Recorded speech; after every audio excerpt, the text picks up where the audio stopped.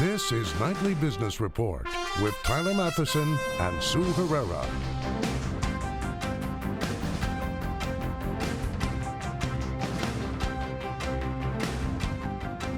Good evening, everyone, and welcome to this special edition of Nightly Business Report. I'm Tyler Matheson. Sue Herrera has the evening off. Tonight, we will examine the entrepreneurial spirit. The journey usually starts with a bright idea. That may be the easy part, by the way. Then comes the truly hard work. But, of course, it can all pay off, and before you know it, that bright idea can turn into a $1 million venture. And we begin tonight with two New York City entrepreneurs who had the bright idea to change what may seem like a dull concept, office space. Both with tech backgrounds, they wanted to shake up the way leases work. And they're not only increasing flexibility for renters, but for building owners as well. When Amal Sarva and Edward Shenderovich began renting out their extra New York City office space a few years ago, they didn't think it would turn into a business called Notel. Notel started by accident. We were sitting on top of an explosively powerful business. Powerful? In just 15 months, Sarva says Notel's brought in about $10 million, but starting it meant taking on multinational, multi-billion-dollar companies. Started looking at their numbers and trying to understand whether we actually had something unique to offer. Two of the big boys renting office space are WeWork and Regus. 6-year-old WeWork develops co-working spaces mostly for smaller startups and individuals looking to share the cost of kitchens, social space, Wi-Fi, even group health insurance. Regus, in business for more than 25 years, used to target big businesses. Now it's aiming for other segments as well, with 3,000 locations across 120 countries. But Sarva and Shenderovich believe there's a giant underserved market. Newer, faster-growing companies with 20, 30, maybe 50 employees. Less than 1% of the office market is this co-working type stuff. 99% is companies that need a headquarters. Startups tend to begin life as nomads. 5-year-old Venue Book, an event space booker, is in its 7th office. We have our first sign. Brand identity is a plus, but Kelsey Recht says Notel's flexible 1-year lease allows Venue Book to move again if necessary. Notel says space for 20 runs about $10,000 a month in New York City. We didn't want to sign a really large lease and then have to sublet to another company. To Notel, leases are the enemy. Leases are what you thought was the only way to do business up until someone showed you a different way. Sarva and Shenderovich say long-term leases, 5, 7, 10 years, hurt small businesses and landlords. If average rents rise during the lease, landlords can't cash in. Notel helps landlords turn over their spaces more often, letting the market dictate the price the same way hotels change room rates day to day. Notel shares the risk with landlords and collects a margin off the top. That was really a problem for a building owner because you can't really run a building with your leases turning over every 6 months. And I think Notel took care of that. 30-year commercial real estate veteran Norman Curlin is the landlord who first pushed Sarva and Shenderovich to fill extra space they were renting from him. It's not really a traditional sublease operation. It's more of a moving around the companies as they needed space. Sarva and Shenderovich also believe their tech backgrounds will help landlords adapt into the future. Who knows what the conference room will look like in 10 or 20 years? We'll provide them as a service that alleviates the necessity for them to become experts in technology. And for residents, we alleviate the necessity for them to become experts in real estate. You have to coordinate different people's needs over time that change. Now that we have technology, we can coordinate their needs and put them together. Notel expects to expand outside of New York to about 40 locations by year end. It has already expanded beyond tech startups. The client list now includes media, finance, fashion, and retail companies.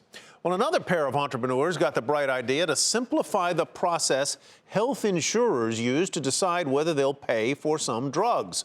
The company, Cover My Meds, makes software used by doctors and pharmacists to get quicker approvals. Now, their bright idea paid off, and how. Cover My Meds recently sold for more than $1 billion to the wholesale drug king, McKesson. We reported on them before the acquisition, and tonight we show you how they helped bring the drug approval process into the 21st century. Kent Station Pharmacy, this is Peter. Even a small-town pharmacist like Peter Depril in Kent, Connecticut, sees it happen. Prescriptions placed on hold, requiring prior authorizations, or PAs, before insurance companies will pay for medications. All the time, every day. There's at least one every day, if not 5 every day. Prior authorizations force doctors to decide whether to prescribe something else or ask an insurance company for an approval. That used to mean phone calls, forms to fill out, and faxes to be sent. It could be a week or 2 type of situation. And, sometimes the patient doesn't need the medication anymore. Enter Cover My Meds. It's software that supplies the forms, then auto-populates them with patient records. Once Depril hits send, it helps put pharmacists, doctors, and insurance companies all on the same page. Now headquartered in Columbus, Ohio, Cover My Meds was created by a former pharmacist and a software developer. That's what patients said when they're frustrated with the processes. Why won't they just cover my meds? Columbus native Matt Scantlin was building software and websites before he teamed with one of his top customers, Sam Rajan, back in 2007. At the time, Rajan was helping to run a successful pharmacy benefits manager. The aha moment for us is when we decided to put a prior authorization on multiple sclerosis drugs. We found that 40% of our patients never went on the drug. He learned that most feared they couldn't afford to pay for the drug without coverage. It became imperative then to simplify and speed up the approval process. Instead of sending patients off to fend for themselves, Rajan and Scantlin wanted to tell patients, okay, we've got this for you.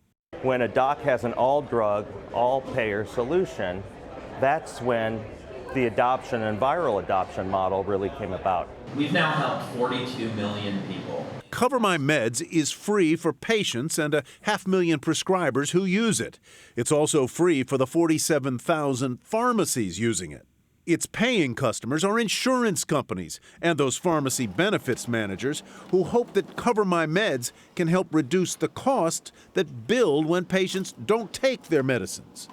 Cover My Meds won't discuss exactly what it charges, saying only that it cuts the average cost of each prior authorization request from roughly $40 to less than $10. We've picked a problem that can be solved in a way where everyone wins. The insurance companies are a very important customer for us. They're really the way that all of this has to work. It's been working and selling too.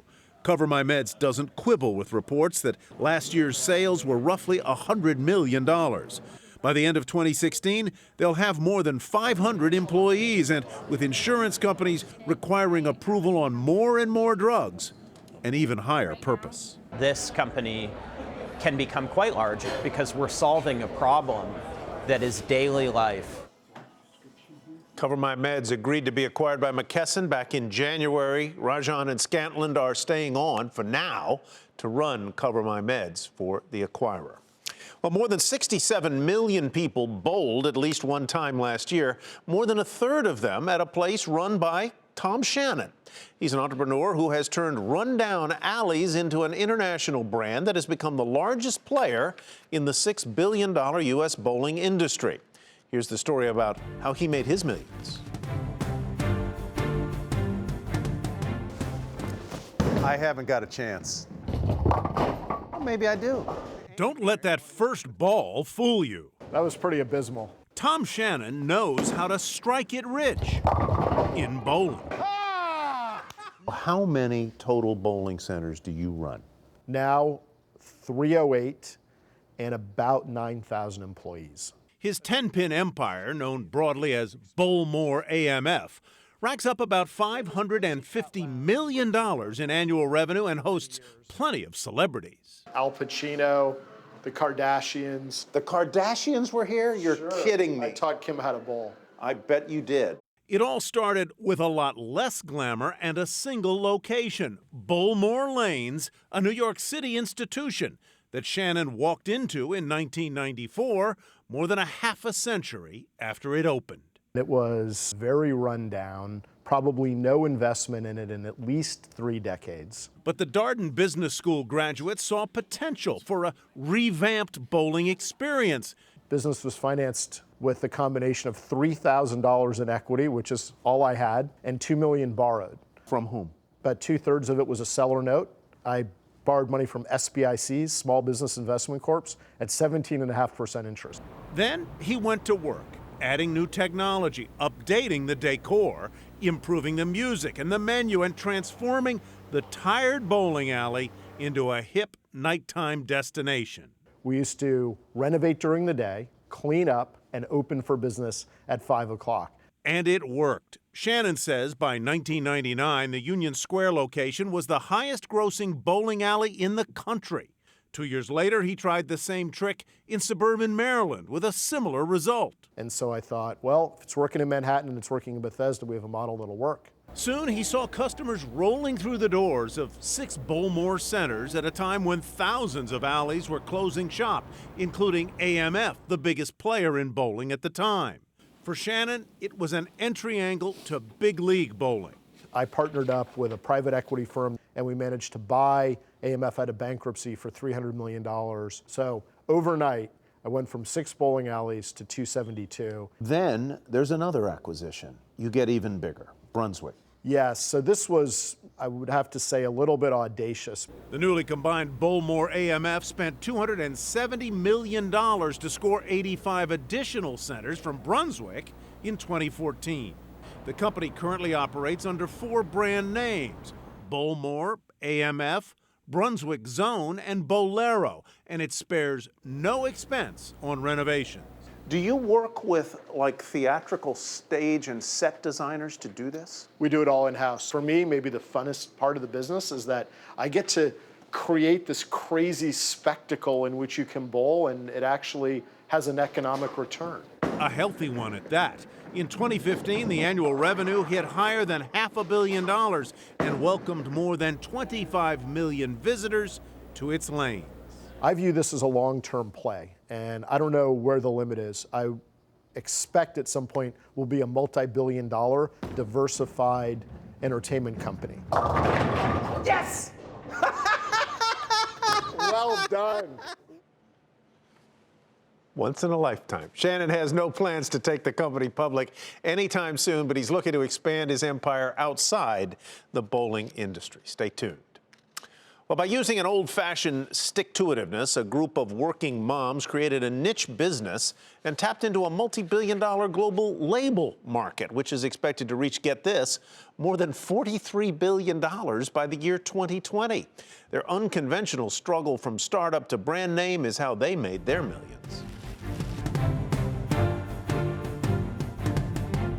Rise and shine. Time to get ready for school. To keep track of her kids' stuff, Let's go. Julie Cole puts their names on almost everything. Give me your water bottles, dudes. A formidable task for all 6 of them. It helps that she's a co-founder of the multi-million-dollar company Mabel's Labels, based in Ontario, Canada. A business idea born in the early 2000s when Cole, her sister, and another mom, frustrated that their toddlers kept losing things, couldn't find durable labels. We saw masking tape, we saw permanent marker, and we just kind of thought, you know what, there's got to be a better solution. So they reached out to Tricia Mumby, a friend who worked in printing. I thought, this is ridiculous. Tell your kids not to lose their stuff. Until you are in this parenting situation, you don't realize this is a problem. Even before she became a mom herself, Mumby agreed to help. And the 4 spent about 2 years researching how to make sticky labels. That would go through the dishwasher, the microwave, be UV resistant.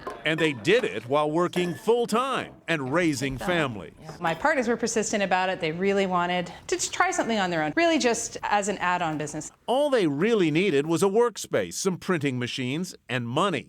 But they decided against outside investors. We were 100% cool with being like, hey, can you do me a solid? You got to help us out. We're doing a startup. We're bootstrapping. We did a lot of bartering for things. Like our website was built in trade for a foosball table. And we ran a production facility out of my sister's dingy basement. In 2003, Mabel's Labels launched online, selling packs of 45 durable, personalized labels for about $21 each. They received about 10 to 15 orders a day, and then out of the blue, hundreds at one time. So I called the foosball guy / website developer and said, we have a virus, what is going on?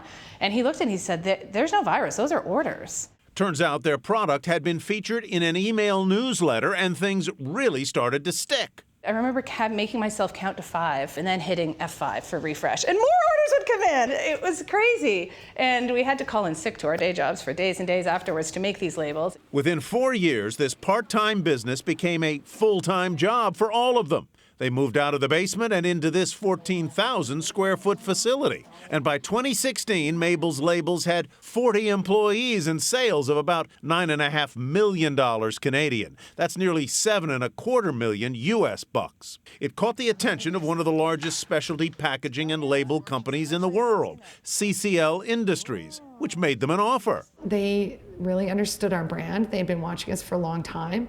So we sold the company for $12 million. That's more than $9 million US dollars. Cole has continued to run public relations while Mumby became general manager. But their 2 co-founders cashed out. Now the business pumps out hundreds to thousands of label packs a day, depending on the season. And it runs almost 24/7. There's something really special about starting this and building it and selling it and knowing that you did it all without a single loan. I really do love to make labels.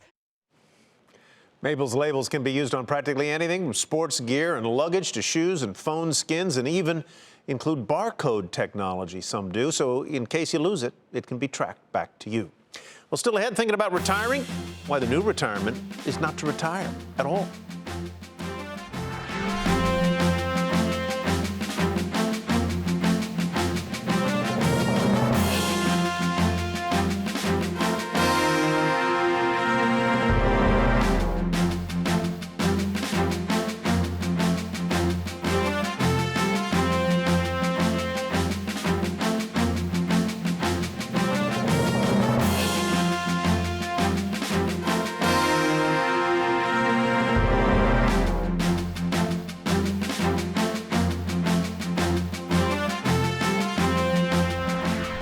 So maybe you didn't make your millions, but you did work hard your entire life, and now it's time to think about retiring. But as Jane Wells reports, many Americans don't want to retire in the traditional sense.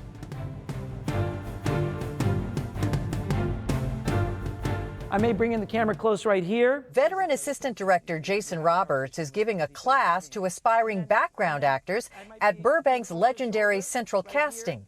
One of his students is 67-year-old Abe Rogland. It's fascinating being on set. Rogland used to own a logistics company, but that went south in the recession.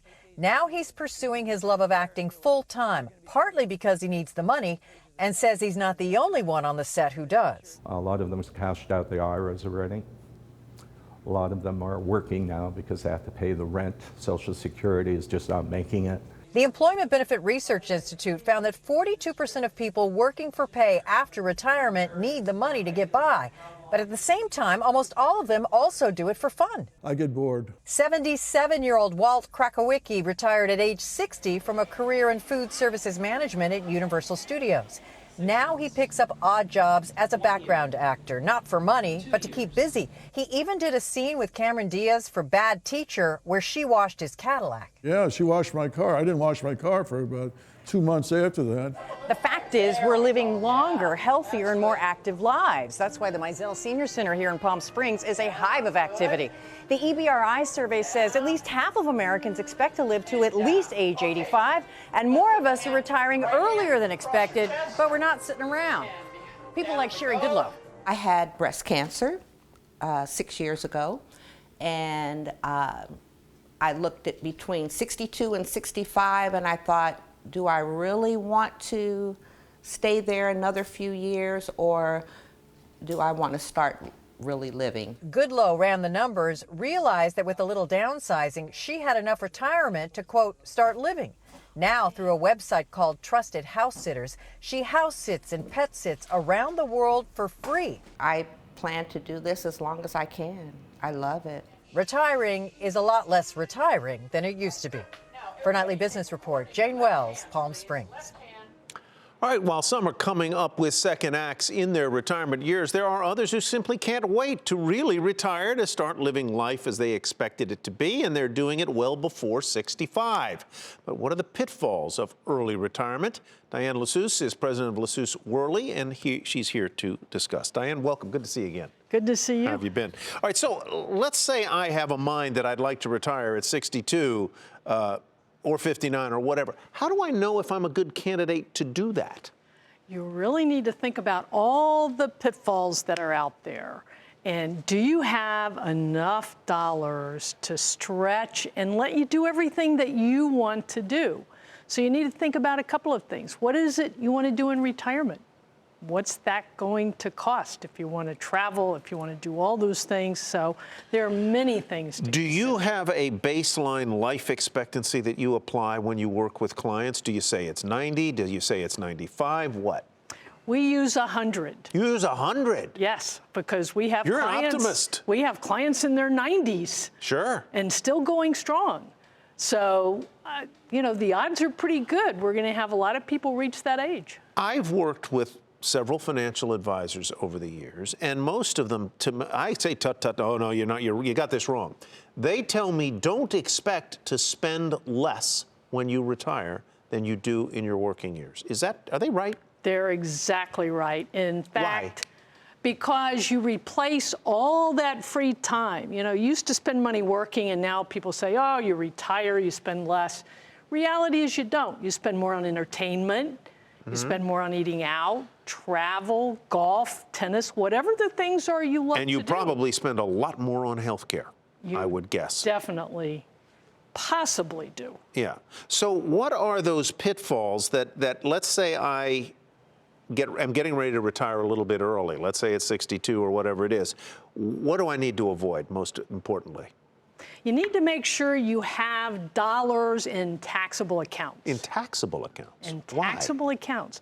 That's so when you need dollars, when you need to draw dollars out, you don't have to tap those retirement accounts so soon and take early withdrawals. So, well, early would be before 59 and a half, right? I mean, well, early would be a lot further out than that because those dollars Should have I to wait last. to begin receiving my Social Security benefits? Depends on your situation, but most people should think about extending that or delaying that time because they get extra earnings every year by delaying that. And how do I factor in the possibility that my health care costs may go up because I consume more medical services or other reasons? Yeah. Well, health care will go, if you retire and you're not Medicare qualified yet, there's a major gap, and that can be super expensive. So you have to go out and look at the market, see what you might have to pay. Could be many thousands. Do you have any clients who have retired early and then realized they got to go back to work? I have many clients who have retired early and gone back to work, either because they got bored or because they needed They needed to fill the gaps. Diane, great as always to see you. Great to see you. It's been a while. Good to have you back. Diane Lassus. All right, coming up, keeping active. Now you can do a boutique fitness workout in the privacy of your own home.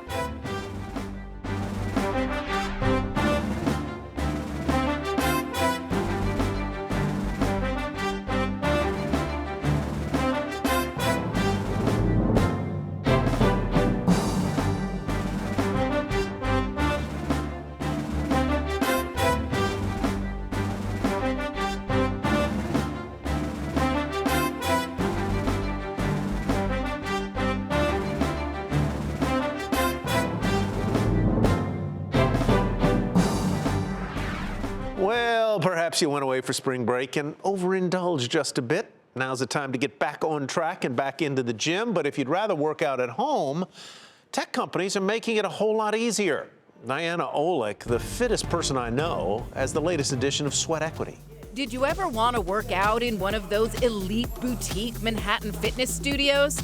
But you live, say, here or here? Come on. 1, 2, 3, 4, 5. Well, now you can. Kind of. And I started to realize the power of these studios. Lauren Foundos was a Wall Street bond trader who traded in finance for fitness and launched Forte, Really a tech company that's putting live cameras in the corners of boutique studio classes. These studios operate on a militant schedule. They are very professional. When these trainers put that mic on, they're doing a performance. And that performance streams out live across Forte's web platform. For $39 a month or $288 a year, anyone, anywhere can stream any class. Over the course of 2 years now, the pitch has become very simple, right? Everybody wants to be streaming, so my job has become a lot easier. 1, 2, 3, 4, 5. The studios get a cut of the subscription fees, but they also get something else very valuable. I think, obviously, from the streaming, that's income, and that's always great. But I think the exposure to the Aero brand and what we do is, for us, number one. These are live streaming classes, but they're also live paying clients, and not everybody wants their sweats streaming on the internet. That's why each class has a dead zone. If you're over here, you're not online. But if you're in the class, you're not censored either, which adds a certain amount of risk to the reps. What are you most worried about is going to happen in a live class? Yeah, I think we're not worried about that much, actually. I think that's the beauty. That's the beauty of what we want to see, right? This raw, unedited footage. We want to see the person that doesn't do one push-up the entire time. We want to see the two friends talking. Which, of course, adds an aspect of reality show to the workout. For Nightly Business Report, I'm Diana Olick in New York. And thank you so much for watching this special edition of Nightly Business Report. I'm Tyler Matheson. Have a great weekend, everybody, and we'll see you back here on Monday.